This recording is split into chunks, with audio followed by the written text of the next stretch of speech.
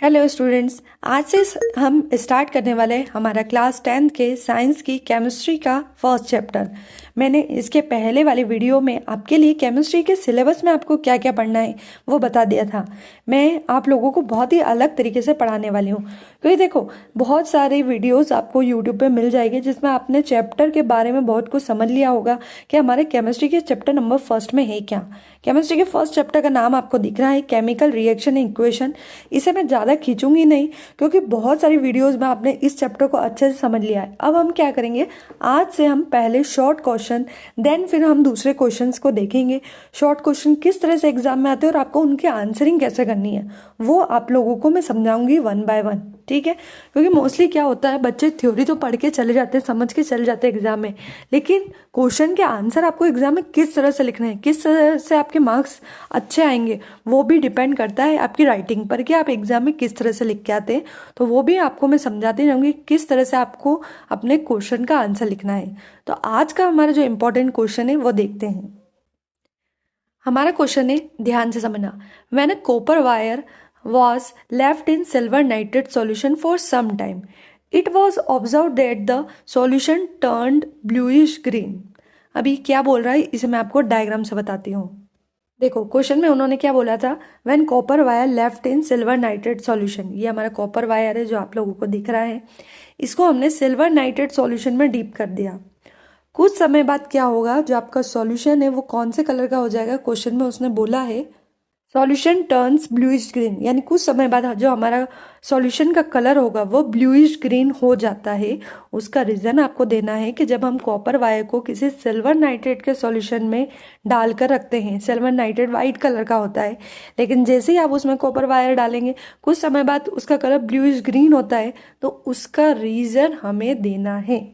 अब देखो लिखना क्या क्या है। फर्स्ट पार्ट में उन्होंने लिखा है एक्सप्लेन द ऑब्जर्वेशन, यानी आपने क्या ऑब्जर्व किया है वो लिखना है आपको। सेकंड लिखा है right balance chemical equation two represent the change taking place. इसके अलावा यहाँ पर जो रिएक्शन हो रही है उसके लिए आपको केमिकल इक्वेशन लिखनी है, क्योंकि ऑब्वियसली कलर चेंज हुआ है मतलब उसमें कोई रिएक्शन हुई है। तो कौन सी केमिकल रिएक्शन हो रही है वो रिएक्शन आपको यहाँ पर लिखनी है, और रिएक्शन कैसी होनी चाहिए, बैलेंस होनी चाहिए। ये वर्ड भी उसने यूज किया है। तो चलो फटाफट से स्टार्ट करते हैं, क्वेश्चन आपको समझ में आ ही गया है। अब थ्योरी देखते हैं।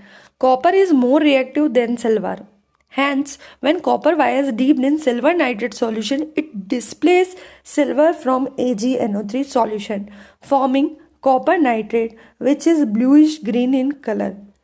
यहाँ पर ये बोल रहा है कि हमारा जो कॉपर होता है वो मोर रिएक्टिव मेटल है एट कंपैरिजन टू सिल्वर, है ना। कॉपर जो होती है वो बहुत ज़्यादा रिएक्टिव मेटल होती है। इट मीन्स वो क्या करेगी, जैसे ही हम कॉपर वायर को किसी सिल्वर नाइट्रेट के सॉल्यूशन में डालते हैं तो यहाँ से सिल्वर को क्या करती है, डिस्प्लेस करती है, और इसकी जगह पर कॉपर नाइट्रेट के साथ रिएक्शन कर लेती है और क्या बना लेती है, कॉपर नाइट्रेट। समझ में आया आपको। तो यही बोल रहा है वो कि copper is a more reactive metal, copper बहुत ज़्यादा रिएक्टिव मेटल होती है, और जो हमारा सिल्वर नाइट्रेट है जिसमें हमारा सिल्वर है उस सिल्वर को यहाँ से डिस्प्लेस करेगी और इसकी जगह पे कॉपर ऐड हो जाएगी, तो क्या बन जाएगा हमारा कॉपर नाइट्रेट। और इसी कॉपर नाइट्रेट के कारण हमारा जो कलर होता है वो क्या हो जाता है, ब्लूइश ग्रीन कलर। तो ये तो था हमारा ऑब्जर्वेशन जो हमने बता दिया कि हमारा कलर जो सिल्वर नाइट्रेट का वाइट था वो ब्लूइश क्यों हुआ। अब हम बताएंगे इसकी बैलेंस केमिकल रिएक्शन। तो देखो कॉपर वायर का इसे बना हुआ है कॉपर से, तो इसका सिंबल होता है Cu, ठीक है। इसके बाद है सिल्वर नाइट्रेट। सिल्वर नाइट्रेट का फॉर्मूला होता है AgNO3, Ag silver, NO3 nitrate, ठीक है।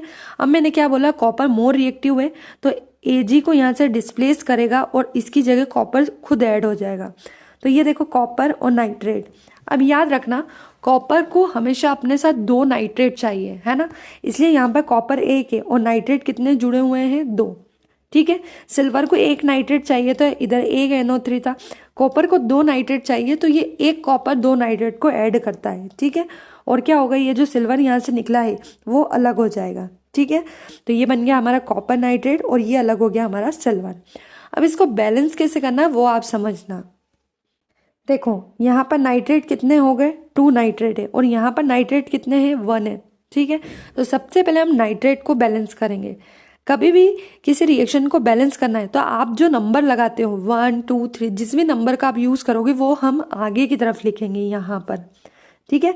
किसी भी कंपाउंड के आगे हम नंबर लिख सकते हैं, नीचे जो नंबर होते हैं वो फॉर्मूले के होते हैं।